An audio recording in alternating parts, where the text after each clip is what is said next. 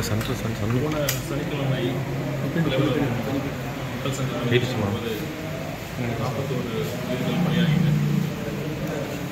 அதுக்காக முதல்ல தலைவர் அவர்கள் கரூர் மக்களை நேரில் சந்திக்கணும் அப்படிங்கிறதுக்காக ஒரு பர்மிஷன் லெட்டர் டிஜிபி அவர்களுக்கு நேற்று இமெயில் மூலமாக கொடுத்துருக்காங்க. இன்றைக்கி அது நேர்லையும் கொடுப்பாங்க. அதுக்கு முதல்ல தலைவர் அவங்க எல்லாத்துக்கும் வீடியோ காலில் பேசணும்னு விருப்பப்பட்டார். அதனால் நேற்று கரூரில் இருக்கிற ஒரு 33 பேருக்கு அவங்ககிட்ட வீடியோ காலில் பேசினார், ஆறுதலை சொன்னார். என்னதான் ஆறுதலை சொன்னாலும் அந்த இழப்பை ஈடு செய்ய முடியாது. இருந்தாலும் நான் உங்கள் கூட இருப்பேன், விரைவில் நேரில் சந்திக்கிறேன்னு சொன்னார். இப்போ கரூர் சுற்றியில் இருக்கிற மற்ற மாவட்டங்களை போய் பார்த்து வீடியோ காலில் பேசுகிறாங்க. நேற்று விஜய் அவர்கள் வீடியோ காலில் பேசும்போது மக்கள்கிட்ட என்ன பேசியிருக்காரு, என்ன மாதிரியான வார்த்தை? இல்லை, எல்லாருமே என்ன சொன்னாங்க,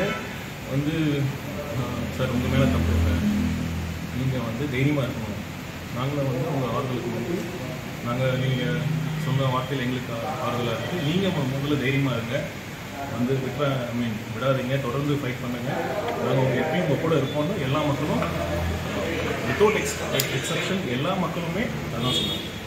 சரி, இப்போ கரூர் நேரில் சந்திக்கிற மாதிரி வாய்ப்புகள் இருக்கா? எப்போ வராரு? அது நான் சொன்னேன்ல, நேற்று பெர்மிஷன் லெட்டர் இமெயில் மூலமாக கொடுத்தாச்சு டிஜிபி கிட்ட.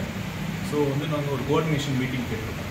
ஸோ இந்த மாதிரி பாதுகாப்பு அரேஞ்ச்மெண்ட்ஸ்லாம் பண்ணணும் அப்படிங்கிற மாதிரி நாங்கள் கோஆர்டினேஷன் மீட்டிங் முடிச்சிட்டோம். ஏன்னா இன்னொரு முறை இந்த மாதிரி ஒரு அசம்பாவிதம் நடக்கிறது யாருக்குமே நல்லதில்லை.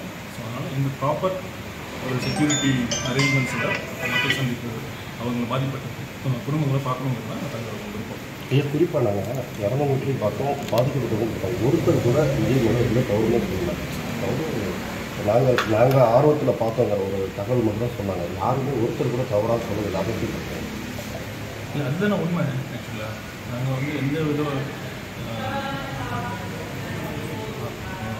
மிகுந்த அன்பனால வந்தாங்க.